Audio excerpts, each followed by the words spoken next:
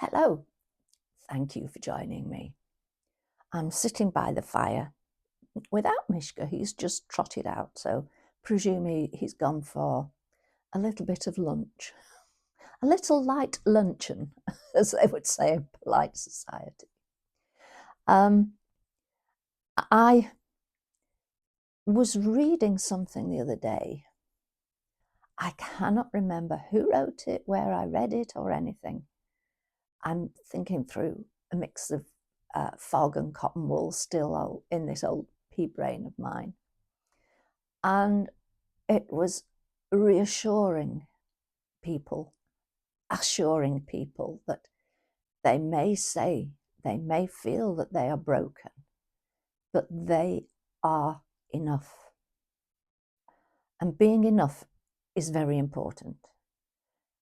For most of us, that's our aim, that we'll be enough. We don't aim to be, the brightest star shining up in the firmament. Being enough, being adequate is a good place to be. Yeah, there are some of us who are broken. We have people with broken bodies, but that doesn't mean that they aren't enough. I always remember working with an old gentleman in a rest home who was always full of, shall we say, spirit. He was quite a challenge to work with, but it was fun. And he had to go and have a leg amputated. He sent word from the hospital, would I go and visit him? And I did. And he was still full of beans, but he kept saying, will you scratch my leg? It's itchy, my ankle's itchy. And it was the leg that he'd had amputated. So that phantom pain, I wonder if that's a subconscious need somewhere to feel whole. I don't know. But I know that I feel broken at times with the various things that I've got in me that are deciding that they've had enough. And whenever that happens to my body, my mind joins in and it begins to tell me, you're getting an old woman, blah, blah, blah, all the negative stuff. So I then have to take control of my mind, telling myself, I might be having a bit of a rough patch. There are others far worse off than you are. Don't moan, get on with it. And you are enough. So mind and body, they can fight together, or they can really reassure together, with the mind assuring the body, you're okay, kid, keep going. And then I came across a piece by Donna Ashworth, and excuse the illumination in my glasses, but in fact I should be able to read it without those. If I can just enlarge it a little bit. Ooh, no, too much. That's better. That's it. From her book, To the Women, Words to Live By. And as always with her work, I always say, she uses women, but it applies to anybody. So I will read this. I might have to stick on the glasses halfway through. Bear with if I do.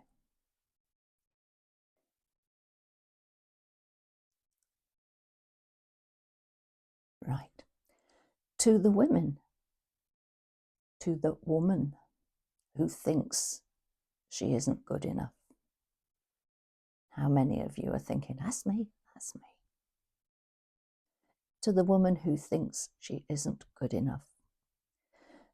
To the woman who looks around and wonders why everyone else is so much more capable, so much stronger, so much more ambitious than her. To the woman who thinks everyone else is blazing a fiery path through this little thing we call life, while she limps behind, barely getting through the days. Somewhere, another woman is looking at you, thinking exactly the same. You see, we all look like we're kind of nailing it from the outside in. We all look together sometimes. Catch us on the right day and hey, we look like we have it all. Because guess what? We learned to look that way a long time ago. We learned to hide our struggles behind a smile and whack on that mask every day. And actually, we're doing each other a favor when we show up, just as we are, warts and all, late, flustered, human. What we really need to see is that we are all the same. We all struggle. We all fall apart. Some days we nail it. Other days we get nailed. By hiding our weaknesses, fears, worries, we give them more power. If you let it out, shine a light on it all, it becomes so much less scary, funny even. And goodness only knows we need to laugh. So, to the woman who wonders if she is good enough, if this is you, yes, you are. You always were.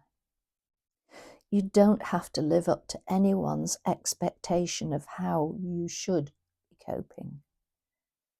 You are human, flawed, wonderful, miraculous, lovable, loved. I see you. Now, do me a favor and go see all the others too. Spread the word. We are good enough, just as we are. Yeah. As ever, that resonates with me. I often think that she wrote most of the stuff in her books about me for me. But sometimes I feel I have to fool myself. Today I had to force myself to get out of bed and put on just a bit of makeup, put on eyebrows. I don't possess eyebrows of my own. They dropped out some years ago with stress. Had all the tests? No, just stress. So, friend and myself, I bought lots of things to have a go with. And we got a bottle of gin out. And she was having a go. No, rub it off. Another glug of gin. And we had a good laugh. And suddenly, it wasn't as important. Before I'd had my cataract surgery, it was okay. They were hidden behind my glasses. But when the glasses went, the mask fell away. And I do put them on to speak to you because I respect you. But maybe it's for me, not for you. Maybe, just maybe, you wouldn't rush a mile if I hadn't got the eyebrows on. Who's to say? I did have someone once ask me, oh, what are all those scars on your face? Someone left a message on the video. I thought, thank you very much. They're not scars, they're wrinkles. So, a personal choice, but a lovely piece from Donna. And I am going to remain sitting where I am to carry on with the next piece. Thank you for joining me. Take care. Remember, you are enough. You're probably a whole heap more than enough. Never forget that. Take care. Bye for now. Bye.